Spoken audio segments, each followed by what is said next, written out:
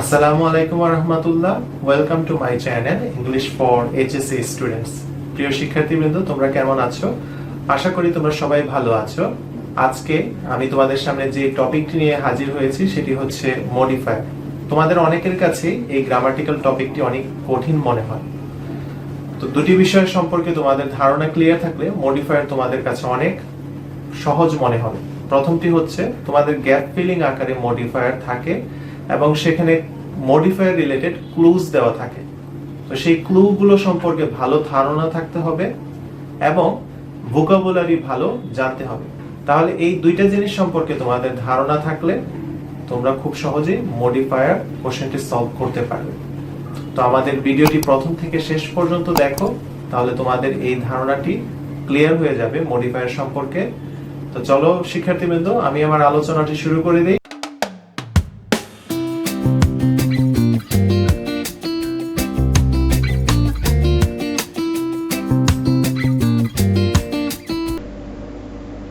Modifier সম্পর্কে প্রাথমিক কিছু কথা বলে নিতে চাই। সেগুলো হচ্ছে, মডিফায়ার তোমাদের গ্যাপ ফিলিং আকারে প্রশ্নপত্রে থাকবে এবং শূন্যস্থানের পাশে ক্লু দেওয়া থাকবে। যে ক্লুটি দেওয়া থাকবে সেটি তোমার উত্তরের ধরন কেমন হবে সেটি বলে দিবে, কিন্তু মূল শব্দ বা মূল উত্তরটি তোমাকেই লিখতে হবে। প্রত্যেকটি ক্লু এক একটি মডিফায়ারকে ইঙ্গিত করে, তাই তোমাদের পরীক্ষায় যে সকল ক্লু এসে থাকে সেগুলো সম্পর্কে ধারণা থাকতে হবে। প্রথমেই জেনে নেই মডিফায়ার কি।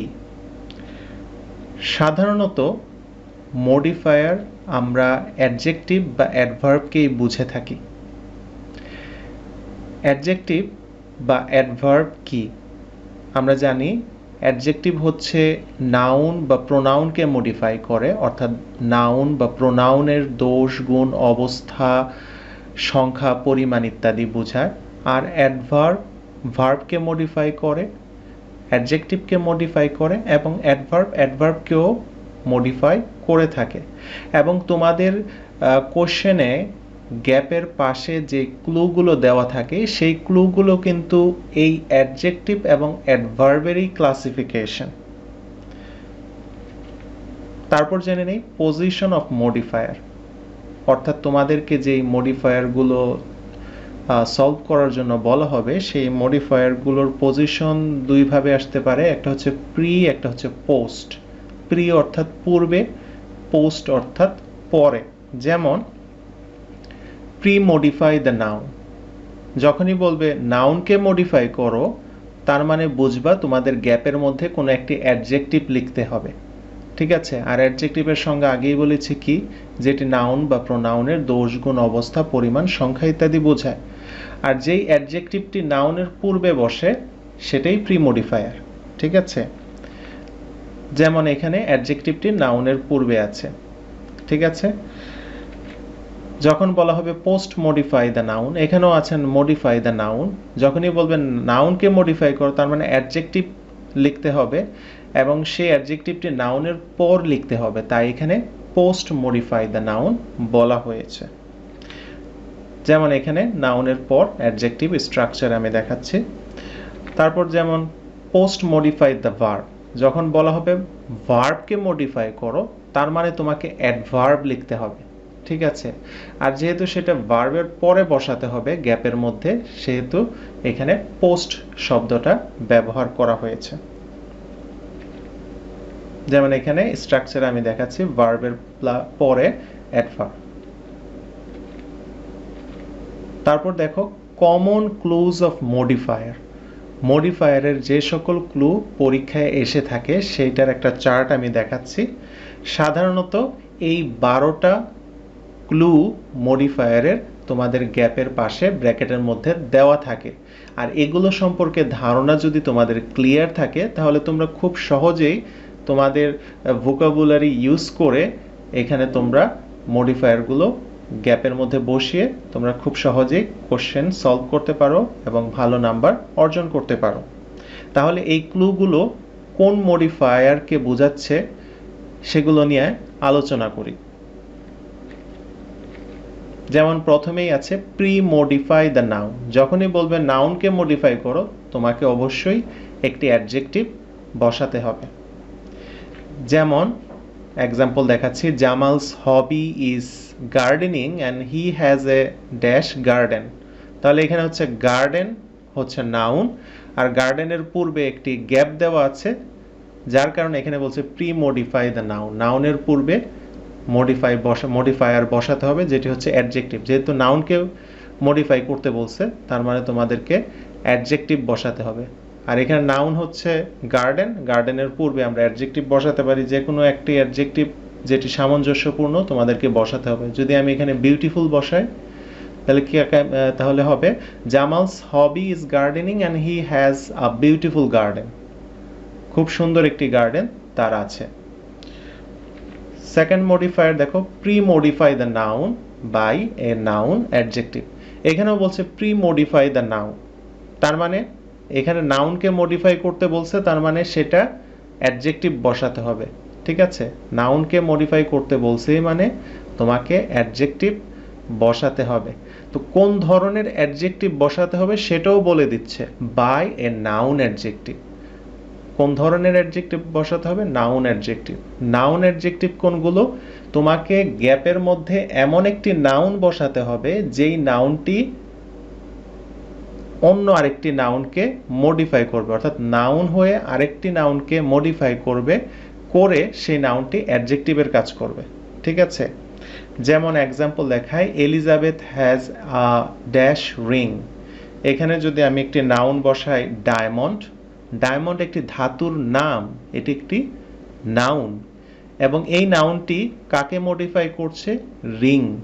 রিং আরেকটি নাউন। ঠিক আছে, রিং একটি নাউন, সেই নাউনকে আরেকটি নাউন মডিফাই করছে ডায়মন্ড। কেমন রিং? Diamond ring.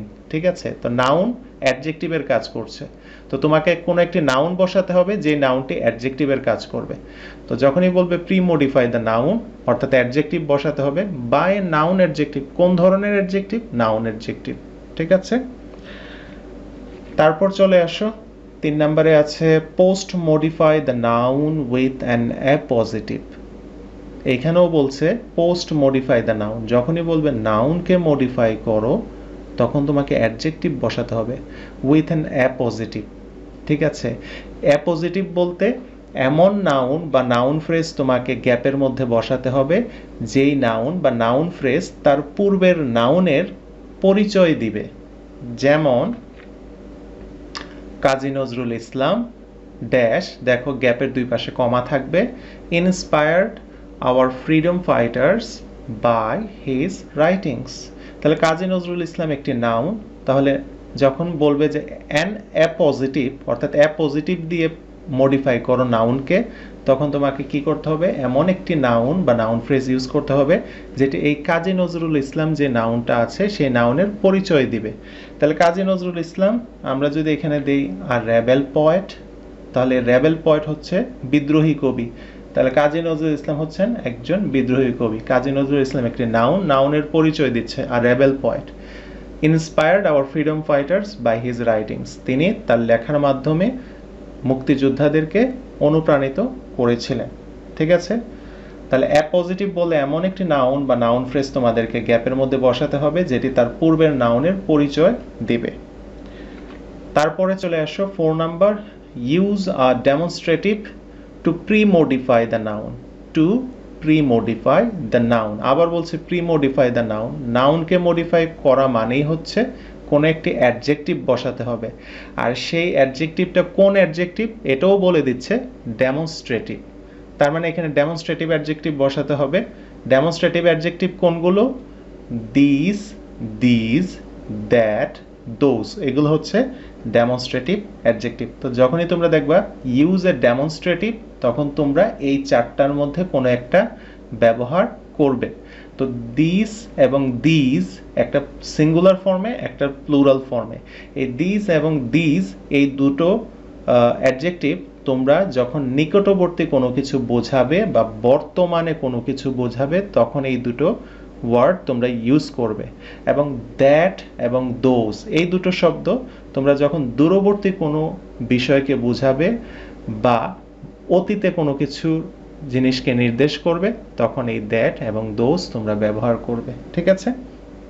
তাহলে ডেমনস্ট্রেটিভ বললে এই শব্দগুলো তোমাদেরকে ব্যবহার করতে হবে। যেমন dash flowers are very nice, flowers plural ফর্মে আছে, তাই আমাদেরকে প্লুরাল ফর্মেই দিজ লিখতে হবে। These flowers are very nice. তারপর 5 নাম্বার দেখো, use positive two pre modify the noun. আবার মডিফাই দ্য নাউন বলছে, তার মানে অ্যাডজেক্টিভ বসাতে হবে। কোন ধরনের অ্যাডজেক্টিভ? Positive adjective. তো যখনই বলবে ইউজ পজিটিভ, তখন তোমাদেরকে his, her, my, our, their, your etcetera এই ধরনের পজিটিভ অ্যাডজেক্টিভ বসাতে হবে। সেটা হচ্ছে প্যাসেজে যেই কথাগুলো দেওয়া থাকবে সেটার উপর ডিপেন্ড করবে যে কোন পজিটিভ ফর্মটা বসবে।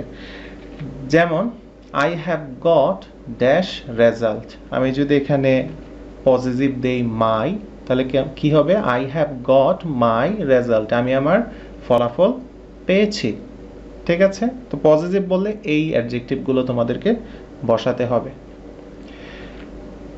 তারপর দেখো, use a determiner to pre modify the noun. এখানেও বলছে প্রি মডিফাই দ্য নাউন, নাউনকে মডিফাই করো। নাউনকে মডিফাই করে অ্যাডজেক্টিভ। কোন ধরনের অ্যাডজেক্টিভ বসাবো? ডিটারমিনার।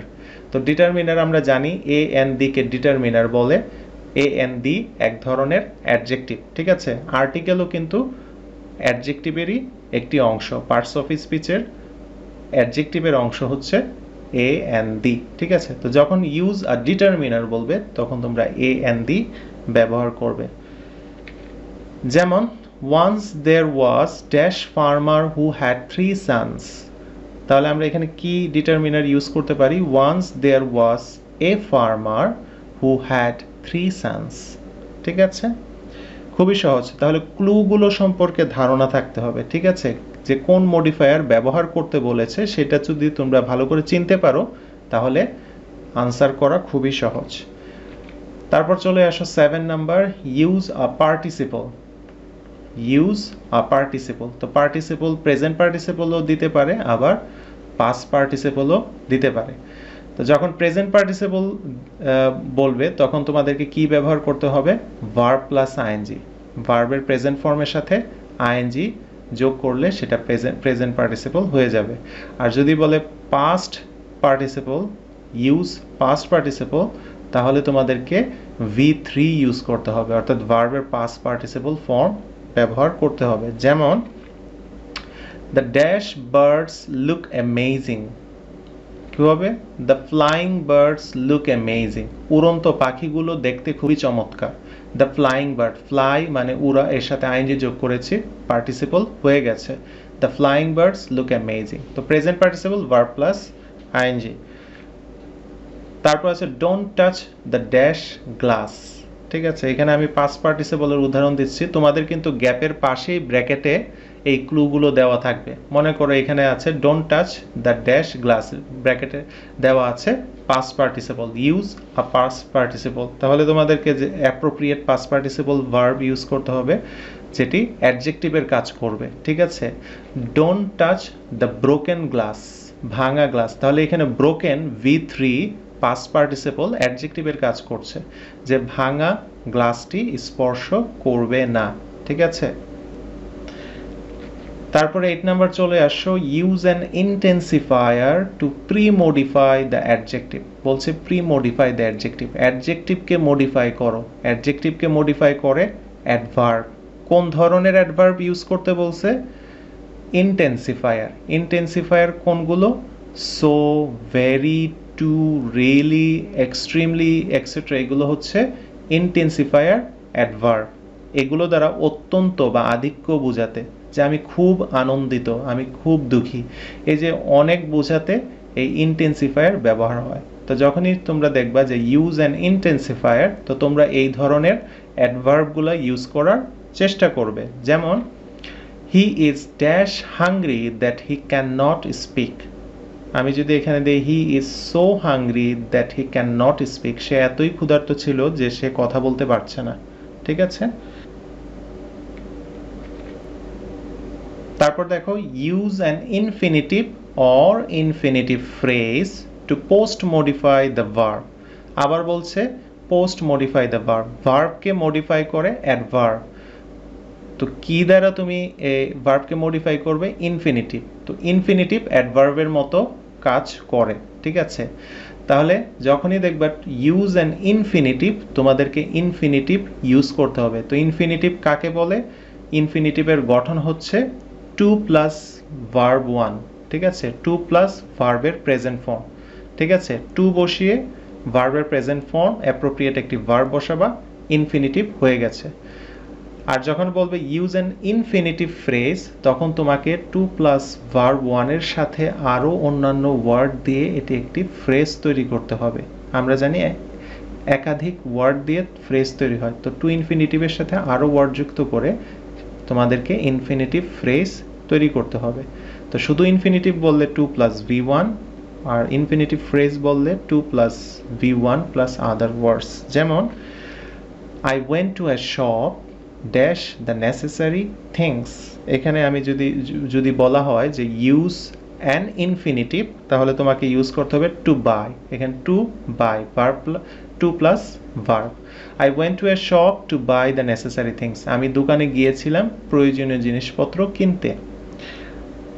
আবার আরেকটা এক্সাম্পল দেখাচ্ছি, I went to a shop dash, ব্র্যাকেটে দেওয়া আছে ইউজ অ্যান ইনফিনিটিভ ফ্রেজ। তখন তোমাকে কি করতে হবে? টু বাই এর সাথে পরবর্তী যে অংশগুলো সেগুলো তোমাকে নিজেই লিখে দিতে হবে, কোশ্চেনে থাকবে না।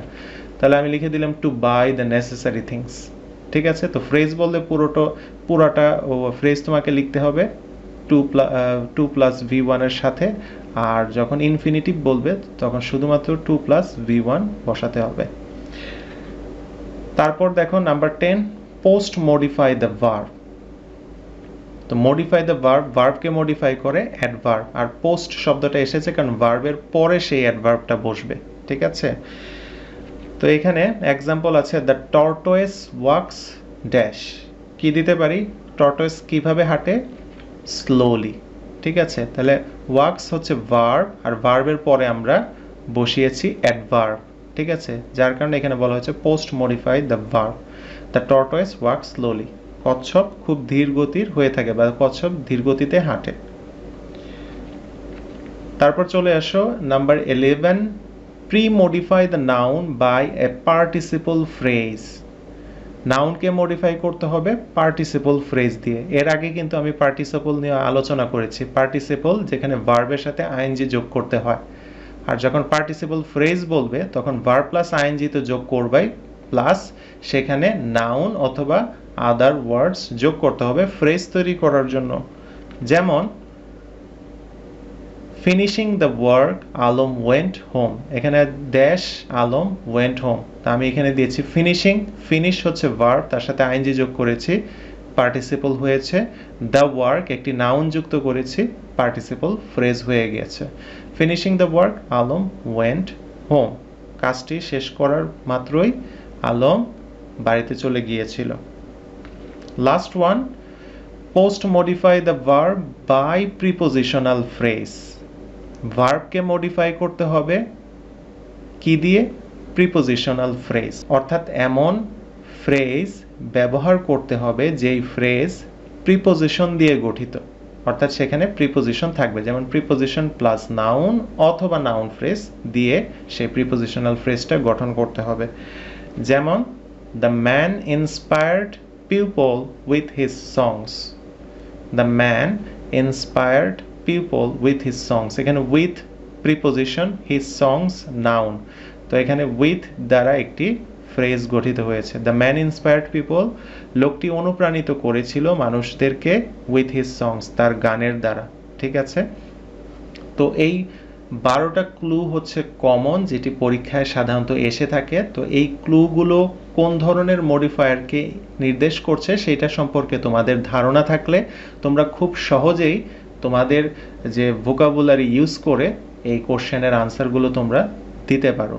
তো অবশ্যই বারবার রিপিট করে এই ভিডিওটা দেখো প্রথম থেকে এবং শেষ পর্যন্ত পুরো ভিডিওটা দেখো, তাহলে তোমাদের মডিফায়ার সম্পর্কে ধারণা একদমই ক্লিয়ার হয়ে যাবে, এবং ক্লুগুলো সম্পর্কে বা মডিফায়ারগুলো সম্পর্কে ধারণা ক্লিয়ার থাকলে কোন গ্যাপের মধ্যে কোন মডিফায়ার বসাতে বলেছে তোমরা সেটা সহজেই বুঝে আনসার লিখতে পারবে। ঠিক আছে, তো মডিফায়ারগুলো বোঝার চেষ্টা করো এবং বেশি করে ভোকাবুলারি প্র্যাকটিস করো। ঠিক আছে, তাহলে অ্যাপ্রোপ্রিয়েট ভোকাবুলারি তোমরা খুব সহজে মডিফায়ার অনুসারে গ্যাপে আনসার লিখতে পারবে। তো আশা করি তোমরা আমার আলোচনাটি বুঝতে পেরেছো। প্রিয় শিক্ষার্থীবৃন্দ, তোমাদের কাছে ভিডিওটি কেমন লেগেছে? আশা করি তোমাদের মডিফায়ার সম্পর্কে ধারণা অনেকটাই ক্লিয়ার হয়ে গেছে। পরবর্তীতে আমি মডিফায়ার প্র্যাকটিস নিয়ে হাজির হব, ততক্ষণ আমাদের সাথেই থাকো। আজকে এই পর্যন্তই। আল্লাহ হাফেজ।